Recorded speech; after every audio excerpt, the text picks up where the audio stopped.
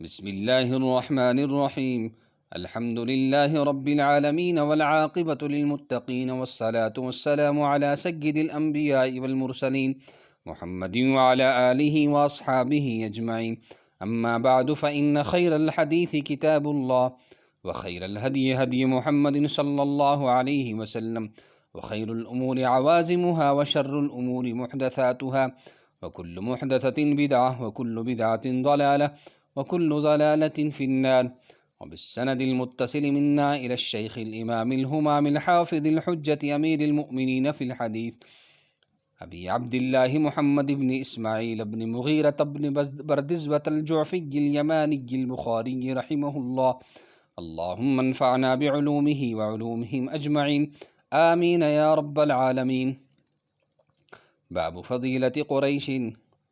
حدثنا نعيم قال حدثنا سفيان عن سعد قال حدثنا يعقوب بن إبراهيم قال حدثنا أبي عن أبيه قال حدثني عبد الرحمن بن هرمز الأعرج عن أبي هريرة رضي الله عنه وعنهم قال قال رسول الله صلى الله عليه وسلم: قريش والأنصار وجهينة ومزينة وأسلم وأشجع وغفار مولا ليس لهم مولا دون اللہ ورسولہ۔ اس روایت کو امام بخاری نے صحیح بخاری میں روایت کیا ہے، اور حدیث کا نمبر ہے 3504 3504 اس کا نمبر ہے۔ اور اس حدیث کا ترجمہ ہے کہ اللہ کے رسول صلی اللہ علیہ وسلم نے ارشاد فرمایا، قریش، انصار یعنی قریش کے لوگ، قریش خاندان کے، اور انصار اور جہینہ اور مزینہ اور اسلم اور اشجع اور غفار، وہ میرے خیر خواہ اور میرے حمایتی ہیں۔ ان کا حمایتی اللہ اور رسول صلی اللہ علیہ وسلم کے سوا کوئی نہیں ہے۔ اور چلیے ذرا انگریزی میں بھی اس کا ترجمہ پیش کرنے کی ہم کوشش کرتے ہیں۔ نیویڈ ابو ہریرہ رضی اللہ تعالی عنہ said that Allah's apostle sallallahu alaihi wasallam, tribe of Quraysh, the Ansar, the people of the tribe of Juhayna, Muzayna, Aslam, Ashja and Ghifar are my disciples and have no protectors except Allah and Apostle۔ تو کشمیری میں بھی اس کا ترجمہ پیش کرنے کی کوشش کرتے ہیں۔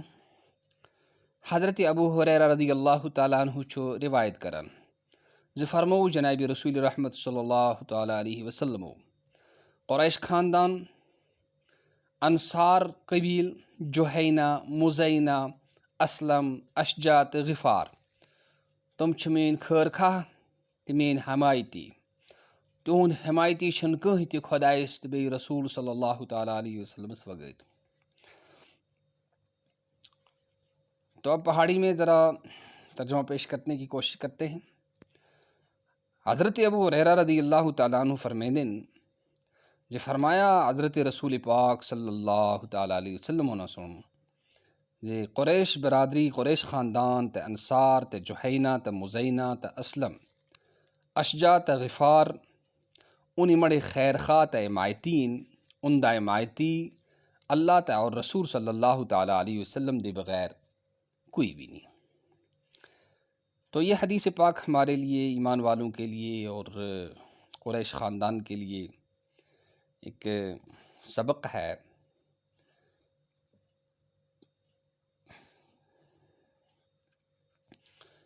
اور ایک مشعل راہ ہے کہ ہمیں سوچنا چاہیے کہ آئے یہ صفات ہمارے بزرگوں نے سب کو چھوڑ چھاڑ کر اللہ اور رسول صلی اللہ علیہ وسلم کا ساتھ دیا، تو کیا آج ہم بھی آپ صلی اللہ تعالیٰ علیہ وسلم کے لائے ہوئے دین اور آپ کی شریعت کے ساتھ زندگی کے ہر شعبہ میں اور ہر قدم پر اور ہر موڑ پر اس کے ساتھ وفا کرتے ہیں یا نہیں کرتے ہیں؟ یہ ہمیں سوچنا ہے۔ اگر کرتے ہیں تو اللہ کا شکر کریں، اور نہیں کرتے ہیں تو اس کی فکر کریں۔